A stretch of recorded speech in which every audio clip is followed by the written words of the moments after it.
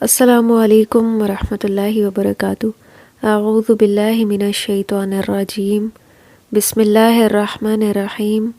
رب اشرح لی صدری ویسر لی امری واحلل عقدۃ من لسانی یفقہوا قولی رب زدنی علما اللہم فقہنا فی الدین۔ قتل مومن کو اگر ایک لفظ میں ڈیفائن کیا جائے تو ہم اس کو کیا کہیں گے؟ ناحق خون۔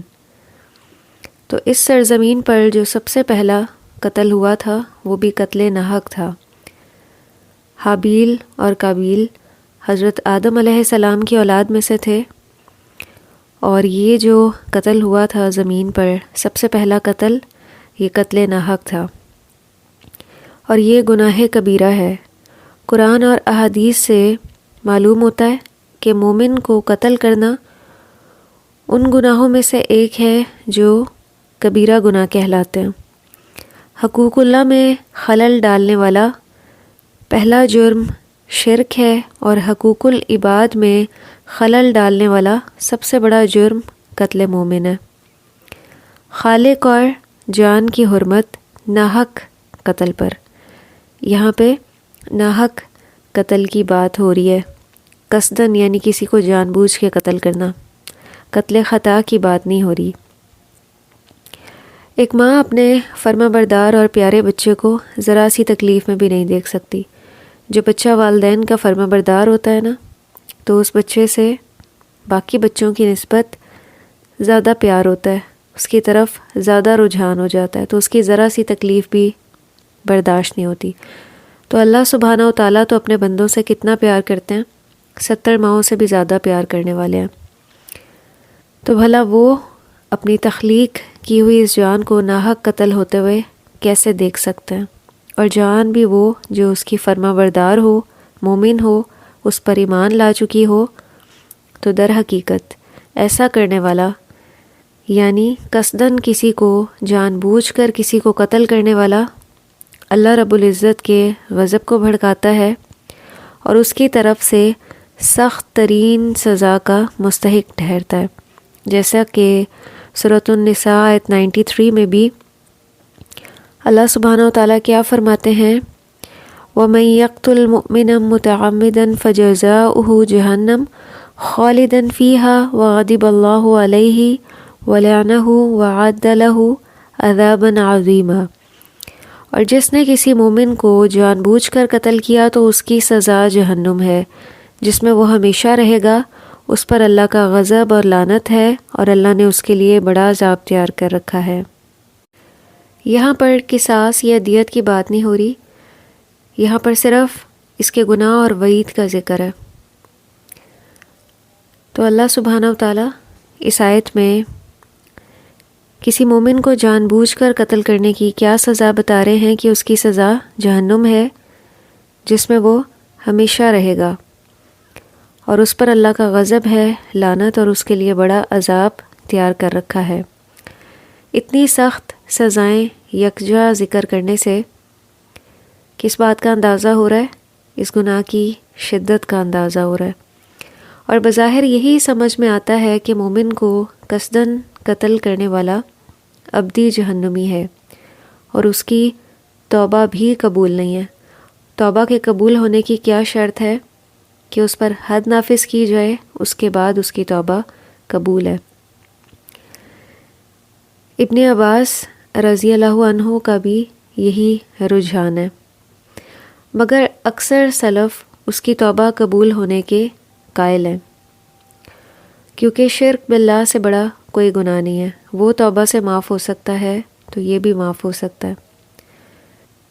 ان اللہ لا یغفر ان یشرک بہ ویغفر ما دون ذلک لمن یشاء۔ بے شک اللہ تعالیٰ اس بات کو نہیں بخشے گا کہ اس کا شریک بنایا جائے، اور بخش دے گا جو اس کے علاوہ ہے جسے چاہے گا۔ بعض اہل سلف کیا ہیں کہ اس گناہ کی توبہ کے بھی قائل ہیں۔ وہ کس سے دلیل لیتے ہیں؟ کہ بنی اسرائیل کا وہ شخص جس نے 100 قتل کیے تھے اور وہ سب قصدن تھے، جان بوجھ کر، تو اس کی بھی توبہ اللہ تعالیٰ نے قبول فرما لی تھی۔ تو اسی سے بعض اہل علم استدلال کرتے ہیں کہ اس گناہ کی بھی توبہ اللہ سبحانہ و تعالیٰ قبول فرما لیتے ہیں۔ اللہ کی رحمت سے نا امید اور مایوس نہیں ہونا چاہیے۔ لا تقنطوا من رحمت اللہ ان اللہ یغفر الذنوب جميعا، بے شک اللہ تعالیٰ تو تمام گناہوں کو معاف فرما دیتے ہیں۔ اللہ کی رحمت بہت وسیع ہے، بہت بڑی ہے۔ اللہ کی رحمت سے کبھی نا امید نہیں ہونا چاہیے۔ تو اگر کسی سے قصداً قتل ہو جائے تو توبہ کا دروازہ بھی کھلا ہے۔ اللہ کے حضور عاجزی اور انکساری کے ساتھ جو بھی اپنے گناہوں کی توبہ کرے گا تو اللہ سے امید ہے کہ اللہ سبحانہ و تعالیٰ اس کو معاف فرما دیں گے۔ لیکن بہرحال اس گناہ کی جو شدت ہے اور جو اس کی سزا ہے اس سے یہ اندازہ ہوتا ہے کہ یہ بہت بڑا گناہ ہے، اور ان گناہوں میں سے ہے جن پر اللہ تعالیٰ نے حد نافذ کی ہے۔ کچھ گناہ ایسے ہیں کہ جو گناہ کبیرہ ہیں اور ان پہ اللہ تعالیٰ نے حد نافذ کی ہے، وہ حد نافذ کرنے کے بعد وہ گناہ معاف ہوتے ہیں۔ تو ان گناہوں سے بچنا چاہیے۔ یہاں پر تو ناحق کسی کو قتل کرنے کی بات ہو رہی تھی، تو کیا حق کے ساتھ کسی کو قتل کیا جا سکتا ہے؟ وَلَا تَقْتُلُوا النَّفْسَ الَّتِي حَرَّمَ اللَّهُ إِلَّا بِالْحَقِّ، اور کسی جان کو جسے اللہ نے حرام کیا ہے قتل نہ کرو مگر حق کے ساتھ۔ تو یہاں سے کیا پتہ چل رہا ہے کہ حق کے ساتھ کسی کو قتل کرنا جائز ہے۔ لیکن کس کو؟ انہو من قتل نفسا بغیر نفس او فساد فی الارض فکأنما قتل الناس جمیعا، سورۃ المائدہ آیت 32۔ جس نے کسی جان کو جان کے بدلے یا زمین میں فساد پھیلانے کے علاوہ کسی اور وجہ سے قتل کیا تو اس نے گویا تمام انسانیت کو قتل کیا۔ یہاں صرف ایک جان کو قتل کرنے کی بات ہو رہی ہے کہ اس نے گویا تمام انسانیت کو قتل کر دیا جس نے ناحق کسی کو قتل کیا۔ یہ اتنا بڑا گناہ ہے اور لوگ قتل کو بہت معمولی سمجھتے ہیں۔ چھوٹی چھوٹی باتوں پہ، چھوٹی چھوٹی چیزوں پہ، ذرا سی رنجشوں پہ قتل کر دیا جاتا ہے، اور یہ اللہ کے ہاں بہت بڑا گناہ ہے۔ تو صرف کس صورت میں کسی کو قتل کرنا جائز ہے؟ زمین میں اگر کوئی فساد پھیلائے، اور اس کی وضاحت حدیث سے بھی ملتی ہے کہ 3 طریقوں کے علاوہ کسی مسلمان کا خون حلال نہیں ہے۔ ایک شادی شدہ زانی، جان کے بدلے جان یعنی قصاص میں، اور تیسرا مرتد جو اپنا دین ترک کر کے اپنی جماعت سے الگ ہو جائے۔ تو زمین میں فساد پھیلانے والے کون لوگ ہیں؟ جو لوگوں پر قاتلانہ حملے کر کے لوٹ مار کریں، اور وہ شخص بھی اس میں آ جاتا ہے جو کلمہ گو ہو مگر قرآن، رسالت اور موت کے بعد دوبارہ زندہ ہونے کا منکر ہو، جادوگر، گستاخ رسول، نماز کا تارک، وہ جو منکر ہو نماز کا، یا تحقیر کے طور پر 5 نمازیں ترک کرنے والا ہو، وہ بھی اس میں شامل ہے۔ یہ تمام کیا ہیں؟ کفریہ امور ہیں۔ تو ان پہ کیا معاملہ کیا جائے گا؟ حکام کی طرف سے پہلے ان لوگوں کو سمجھایا جائے گا، پھر توبہ کا موقع دیا جائے گا۔ اگر پھر بھی وہ انکار کریں، اپنی اس روش پر قائم رہیں، تو پھر قتل کی حد نافذ کرنا جائز ہے۔ جیسے سورۃ المائدہ آیت 33، پچھلی جو آیت ذکر کی اس سے اگلی آیت میں انہی لوگوں کا ذکر ہے، ان کی سزا جو اللہ اور اس کے رسول صلی اللہ علیہ وسلم کے ساتھ محاربت کرتے ہیں۔ یحاربون اللہ ورسولہ ویسعون فی الارض فسادا ان یقتلوا او یصلبوا، کہ ایسے لوگوں کے ساتھ کیا معاملہ کیا جائے گا کہ یا وہ قتل کر دیے جائیں یا سولی پر چڑھائے جائیں۔ فقاتلوا التی تبغی حتی تفیء الی امر اللہ، تو اس گروہ سے لڑو جو زیادتی کرتا ہے حتیٰ کہ وہ اللہ کے حکم کی طرف لوٹ آئے، یعنی وہ رجوع کر لیں۔ تو اگر وہ رجوع کر لیں تو جان لو کہ اللہ تعالیٰ بہت زیادہ بخشش کرنے والا اور رحم کرنے والا ہے۔ پیچھے یہ جن لوگوں کا ذکر ہوا جو زمین میں فساد پھیلاتے ہیں اور وہ اپنے اس عمل سے رجوع بھی نہیں کرتے، توبہ بھی نہیں کرتے، تو ان واجب القتل لوگوں کی میتوں کے ساتھ کیا معاملہ کیا جائے گا کہ سزا کے بعد نہ ہی ان کو غسل دیا جائے گا، نہ ان پر نماز جنازہ پڑھی جائے گی، اور نہ مسلمانوں کے قبرستان میں ان کو دفن کیا جائے گا، اور ان کا مال وراثت بھی ان کے وارثوں کی بجائے قومی تحلیل میں رفائی کاموں پر خرچ کیا جائے گا۔ تو اللہ کی حدود کو توڑنے والے، زمین میں فساد پھیلانے والے، وہ دنیا میں بھی نامراد ہوتے ہیں اور آخرت میں بھی ان کے لیے بدترین سزا ہے۔ اللہ کے رسول صلی اللہ علیہ وسلم اور جان کی حرمت۔ نبی صلی اللہ علیہ وسلم سے زیادہ مومن کی جان کی قدر و قیمت جاننے والا اور کون ہو سکتا ہے؟ اسلام کے ابتدائی زمانے میں کفار کی تمام تر مخالفتوں اور دشمنیوں کے درمیان ایک انسان جس نے اسلام کی دعوت دی اور پھر ہر مسلمان کا تزکیہ کیا، اسے مومن کے رتبے تک پہنچایا، تو نبی صلی اللہ علیہ وسلم نے ایک بار مسلمانوں کو مخاطب کرتے ہوئے کیا فرمایا؟ اور آپ کعبہ کے پاس کھڑے ہوئے تھے۔ آپ نے فرمایا کہ اے کعبہ، تو کس قدر پاکیزہ ہے، تیری خوشبو کس قدر عمدہ ہے، تو کتنے بلند مقام والا ہے، اور تیری حرمت کس قدر زیادہ ہے۔ قسم ہے اس ذات کی جس کے قبضے میں میری جان ہے، مومن کے مال اور خون کی حرمت اللہ کے نزدیک تیرے اس مقام حرمت سے کہیں زیادہ ہے۔ یہ ابن ماجہ کی روایت ہے۔ یعنی مومن کا خون بھی حرام ہے، مومن کا مال بھی حرام ہے، اور تیسری چیز کیا حرام ہے؟ مومن کی عزت، اس کی غیبت کرنا بھی حرام ہے۔ اس کی بھی حرمت احادیث سے ملتی ہے، تو اس فعل سے بھی بچنا چاہیے۔ ہم پہلے دو سے تو پھر بھی بچنے کی کوشش کرتے ہیں، بچ بھی جاتے ہیں، لیکن اس تیسرے فعل سے ہم بچنے کی کوشش نہیں کرتے، غیبت۔ ہم میں سے ہر ایک اس میں مبتلا نظر آتا ہے۔ دن میں اکثر اوقات ہم اسی گفتگو میں نظر آتے ہیں، لوگوں کی غیبت کرتے ہیں، اپنی نیکیاں ان کے نامہ اعمال میں جمع کرواتے رہتے ہیں۔ اور اگر دیکھا جائے تو قتل کی جو بنیادی وجوہات میں سے ایک وجہ وہ غیبت بھی ہے۔ ایک وجہ تو حسد ہے، جو شروع میں حابیل اور قابیل کا واقعہ ذکر ہوا کہ سرزمین پر جو سب سے پہلا قتل ہوا تھا وہ حابیل اور قابیل حضرت آدم علیہ السلام کی اولاد میں سے تھے، وہ سب سے پہلا قتل ہوا تھا، اور وہ حسد کی وجہ سے تھا۔ اور جو دوسری بنیادی وجہ ہے وہ ہے غیبت کرنا۔ یہ بھی قتل کی وجوہات میں سے ہے، تو اس سے بھی بچنے کی کوشش کرنی چاہیے۔ اگر پہلے سٹیپ پر ہی ان تمام چیزوں سے بچا جائے، حسد سے، کینہ، بغض، عداوت، غیبت، تو قتل تک بات پہنچے گی ہی نہیں۔ شیطان انہی راستوں سے، انہی گناہوں سے انسان کو کبیرہ گناہوں میں مبتلا کرتا ہے۔ ایک اور موقع پر میدان عرفات میں 9 ذی الحجہ کو حجۃ الوداع کے موقع پر 1,00,000 سے زائد مسلمانوں کی موجودگی میں نبی صلی اللہ علیہ وسلم نے فرمایا، اے لوگو، یہ کون سا دن ہے؟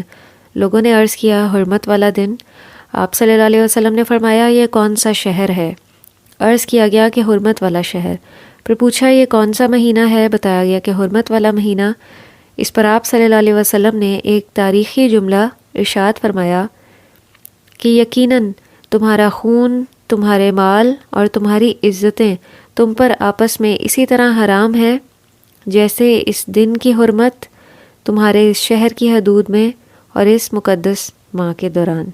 یہ بخاری کی حدیث تھی۔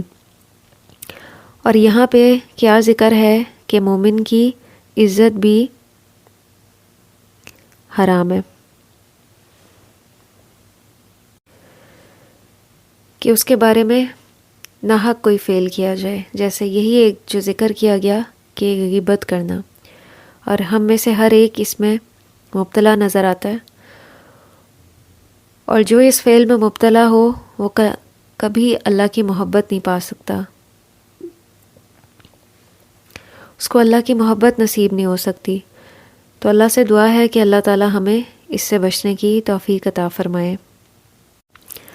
قتل کی بنیادی وجوہات میں سے ایک قوت برداشت کی کمزوری اور ضبط نفس کی عادت کا نہ ہونا بھی ہے، اور یہی بعض اوقات دشمنیاں غصہ اور غضب کی انتہا اختیار کر کے قتل جیسے گھناؤنے انجام تک جا پہنچاتی ہیں۔ اور اسی لیے اسلام باہمی اختلافات کو دور کرتا ہے، اور جو چھوٹی چھوٹی رنجشیں ہیں جن کی وجہ سے دشمنیاں جنم لیتی ہیں، اسلام ان کو پروموٹ نہیں کرتا، اسلام فرقہ واریت کو پروموٹ نہیں کرتا۔ کوئی بھی ایسا فعل جس کی وجہ سے معاشرے میں قتل و غارت کو فروغ ملے، اسلام ان تمام چیزوں کی مخالفت کرتا ہے، اور اس کے مقابلے میں اصلاح کو فروغ دیتا ہے۔ مسجدیں اصلاح کی جگہ ہیں، جہاں پر اللہ کی عبادت کی جاتی ہے، حمد اور تسبیح کی جاتی ہے، اور مسجدوں پر بھی کئی بار قاتلانہ حملے کر دیے جاتے ہیں۔ تو یہ اللہ کو کس قدر ناراض کرنے والا جرم ہے کہ انسان اشرف المخلوقات ہے، اور مسجد زمین پر اللہ کا گھر ہے، اور ایسے پاکیزہ اور حرمت والے گھروں میں ایسے ناپاک عزائم۔ ابو ہریرہ کہتے ہیں کہ میں نے نبی صلی اللہ علیہ وسلم کو یہ فرماتے ہوئے سنا، ایسا ہوا کہ ایک نبی کو ایک چیونٹی نے کاٹ کھایا، تو ان کے حکم پر چیونٹیوں کا سارا جتھا جلا دیا گیا۔ تب اللہ تعالیٰ نے ان کو وحی بھیجی کہ ایک چیونٹی کے کاٹنے کے سبب تم نے میری اتنی خلقت جلا دی جو میری تسبیح کرتی تھی۔ تو دیکھیں کہ یہاں معاملہ چیونٹیوں کا ہے، اس پر بھی اللہ تعالیٰ کیا فرما رہے ہیں کہ میری اتنی خلقت کو جلا دیا۔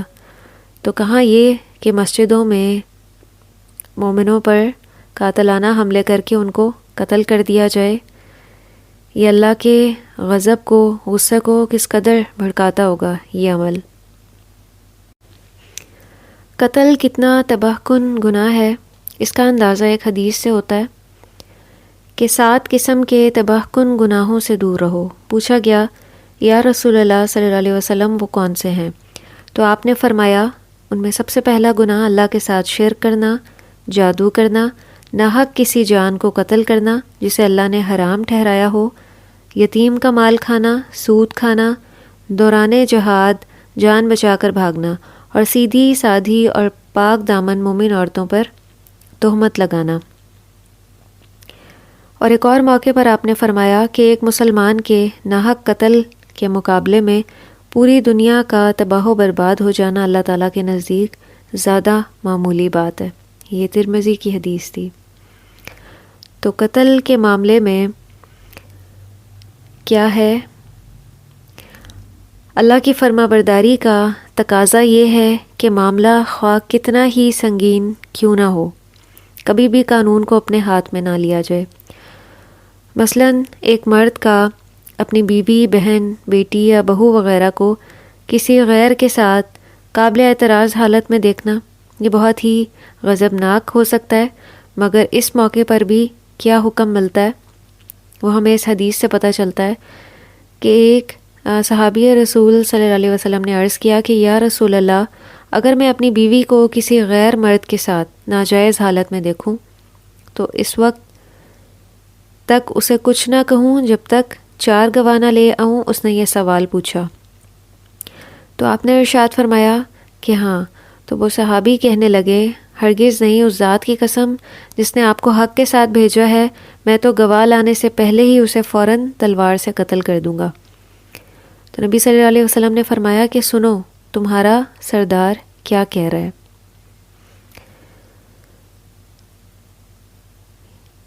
کہ تم واقعی بہت غیرت مند ہو، لیکن میں اس سے بھی زیادہ غیرت مند ہوں، اور اللہ تعالیٰ مجھ سے بھی زیادہ غیرت مند ہے، اور یہ اللہ کا حکم ہے۔ کہ اللہ سبحانہ و تعالیٰ نے اس چیز کو پروموٹ نہیں کیا کہ جلد بازی میں انسان ایسے فیصلے کر لے کہ جس میں بعد میں پشیمانی ہو۔ اور کئی بار ایسا بھی ہوتا ہے کہ غلط فہمی اور محض شکوک و شبہات کی بنیاد پر سرزد ہونے والے بہت سے ایسے جرائم پیدا ہو جاتے ہیں جس پر صرف پچھتاوا باقی رہ جاتا ہے، اور وہ صرف جلد بازی کے نتیجے میں ہوتا ہے، اور تمام زندگی پھر ان کا پچھتاوا رہتا ہے۔ تو اسلام ایسے ہی تمام جرائم کا سد باب چاہتا ہے۔ قتل میں اگر ایک شخص ملوث ہے یا ایک سے زیادہ یا کچھ لوگوں کی محض نیت اور ارادہ شامل ہے، تو کیا ہے کہ ان سب کا گناہ اور وبال آپس میں تقسیم ہو کر بھی ہلکا نہ ہوگا، بلکہ ہر ایک کو الگ الگ اس کی جزا اور سزا دی جائے گی، اور ان کو جہنم میں جھونکے جانے کی سزا بتائی گئی ہے۔ نبی صلی اللہ علیہ وسلم نے فرمایا کہ اگر زمین اور آسمان کے تمام بسنے والے ایک مومن کے قتل یعنی خون میں شریک ہو جائیں تو اللہ تعالیٰ ان سب کو اوندھے منہ جہنم میں دھکیل دیں گے، یعنی ان سب کو سزا دی جائے گی۔ ایک مومن کو قتل کرنے کی صرف ایک کو سزا نہیں دی جائے گی، جتنے لوگ اس میں ملوث ہوں گے، مبتلا ہوں گے، اپنے فعل اور نیت اور ارادے کے ساتھ ان سب کو سزا دی جائے گی، اور اس کی سزا جہنم ہے۔ قتل کرنے میں جلا کر مار ڈالنا بہت ہی سنگین ہے۔ قتل کرنے کے مختلف طریقے استعمال کیے جاتے ہیں۔ بذات خود یہ بہت بڑا گناہ ہے، مگر جلا کر قتل کرنا اس کی سنگینی اور بھی بڑھ کے ہے۔ سیدنا علی رضی اللہ عنہ نے کچھ لوگوں کو جو سزا کے مستحق تھے آگ سے جلوایا۔ عبداللہ بن عباس رضی اللہ عنہ کو یہ خبر پہنچی تو انہوں نے کہا کہ اگر میں علی کی جگہ خلیفہ ہوتا تو کبھی ان کو نہ جلواتا، کیونکہ نبی صلی اللہ علیہ وسلم نے فرمایا کہ اللہ کے عذاب سے عذاب نہ دو، کہ جلانا کیا ہے، اللہ کا عذاب ہے۔ البتہ میں سزا میں قتل کروا ڈالتا، جیسا کہ آپ صلی اللہ علیہ وسلم فرماتے تھے کہ جو اپنا دین بدل ڈالے یعنی مرتد ہو جائے اس کو مار ڈالو۔ یہ بخاری کی حدیث ہے۔ تو یہ طریقہ نبی صلی اللہ علیہ وسلم نے بتایا ہے کہ حق کے ساتھ کسی کو قتل کرنے میں کون سا طریقہ اختیار کیا جائے گا۔ اسلام دشمن کو قتل کرنے کے آداب بھی سکھاتا ہے۔ نبی صلی اللہ علیہ وسلم نے فرمایا، ایمان والے ضرورت پڑے تو اللہ کے دشمنوں کو قتل کرنے میں سب سے بہتر طریقہ اپناتے ہیں۔ سنن نبی داؤد کی یہ روایت تھی۔ اس کی وضاحت یوں ہے کہ نبی صلی اللہ علیہ وسلم کسی کو امیر لشکر مقرر کر کے روانہ کرتے تو اسے اس کی ذات اور مسلمانوں کے بارے میں اچھی وصیتیں فرماتے۔ مثلاً کون کون سی نصیحتیں؟ ضعیفوں، بوڑھوں، چھوٹے بچوں اور عورتوں کو قتل نہ کیا جائے، دشمن کو آگ میں نہ جلایا جائے، اور دشمن مقتولوں کا مسئلہ یعنی اعضاء کو کاٹنا، ان تمام سے بھی منع کیا جاتا۔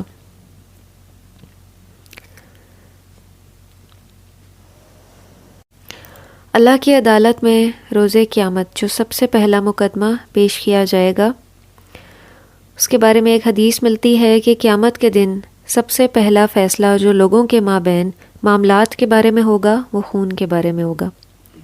اور ایک اور موقع پہ آپ نے ارشاد فرمایا سنن نسائی میں، اس کی روایت ہے کہ انسان سے سب سے پہلے نماز کا حساب ہوگا، اور آپس کے معاملات کے لحاظ سے سب سے پہلے خون کا فیصلہ ہوگا۔ تو اس سے کیا معلوم ہوا کہ حقوق اللہ میں نماز اور حقوق العباد میں خون یعنی قتل کا حساب پہلے ہوگا۔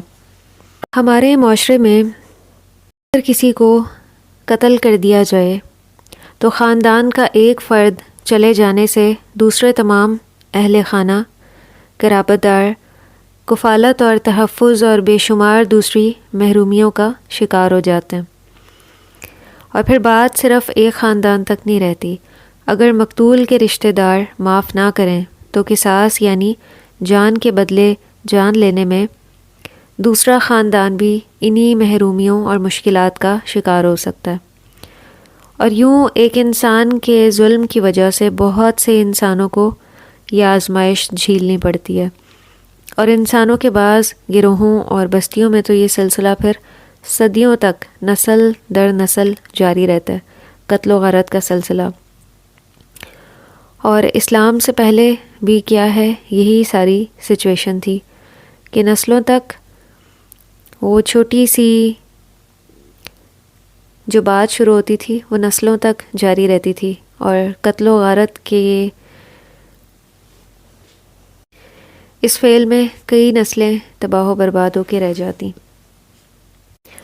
قصداً اور جان بوجھ کر کسی کو قتل کرنے کی قرآن میں کیا سزا بتائی گئی ہے؟ سورۃ البقرہ آیت 178 اور 179 میں اس کا ذکر ہے کہ وَلَكُمْ فِي الْقِصَاصِ حَيَاةٌ يَا أُولِي الْأَلْبَابِ لَعَلَّكُمْ تَتَّقُونَ کہ مومنو تم کو مقتولوں کے بارے میں قصاص یعنی خون کے بدلے خون کا حکم دیا جاتا ہے، اس طرح کہ آزاد کے بدلے آزاد، یعنی اگر کوئی آزاد شخص قتل ہوا تو اس کے بدلے میں آزاد کو ہی قتل کیا جائے گا قصاص میں، اور غلام کے بدلے غلام اور عورت کے بدلے عورت۔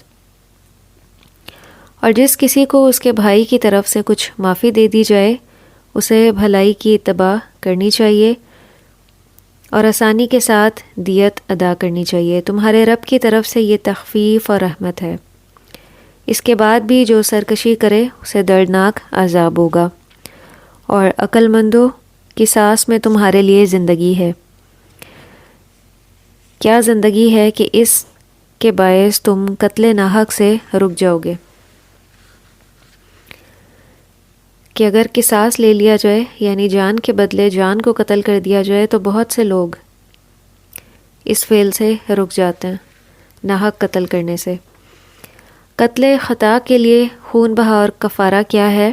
یہ سورۃ النساء آیت نمبر 92 میں اس کا ذکر ہے کہ کسی مومن کو دوسرے مومن کا قتل کر دینا زیبا نہیں، مگر غلطی سے ہو جائے تو جو شخص کسی مسلمان کو بلا قصد مار ڈالے اس پر ایک مسلمان غلام کی گردن آزاد کرنا ہے، یعنی ایک غلام آزاد کرنا، اور مقتول کے عزیزوں کو خون بہا پہنچانا ہے، الا یہ کہ وہ بطور صدقہ معاف کر دیں، اور اگر مقتول تمہاری دشمن قوم کا ہو اور ہو بھی وہ مسلمان تو صرف ایک مومن غلام کی گردن آزاد کرنی لازمی ہے، اور اگر مقتول اس قوم سے ہو کہ تم میں اور ان میں عہد و پیمان ہے تو خون بہا لازم ہے جو اس کے کنبے والوں کو پہنچایا جائے، اور ایک مسلمان غلام کا آزاد کرنا بھی ضروری ہے۔ پھر جو اس کی استطاعت نہ پائے تو اس کے ذمے 2 مہینے کے لگاتار روزے، اگر درمیان میں سے کچھ رہ جائیں تو دوبارہ سے شروع کرنے ہوں گے کہ لگاتار رکھنے، اور اللہ تعالیٰ بخوبی جاننے والا اور بڑا حکمت والا ہے۔ اللہ سے دعا ہے کہ اللہ تعالیٰ اس گناہ کبیرہ سے ہمیں محفوظ فرمائے، ہمارے اندر صبر کی اور درگزر کرنے کی صفت پیدا فرمائے تاکہ ہم چھوٹی چھوٹی رنجشوں کو معاف کر دیا کریں، کہ جن چھوٹی چھوٹی رنجشوں کو بڑھانے کے نتیجے میں شیطان ان چیزوں کو کئی بار ہماری نظر میں اتنا بڑا بنا دیتا ہے کہ پھر یہی فعل معاشرے میں ہوتے نظر آتے ہیں گناہ کبیرہ کی شکل میں، جن میں سے ایک قتل ہے۔ تو اللہ تعالیٰ ہماری ان سے حفاظت فرمائے۔ وآخر دعوانا ان الحمد للہ رب العالمین، سبحانک اللہم و بحمدک، نشہد ان لا الہ الا انت، نستغفرک و نتوب الیک۔ والسلام علیکم ورحمۃ اللہ وبرکاتہ۔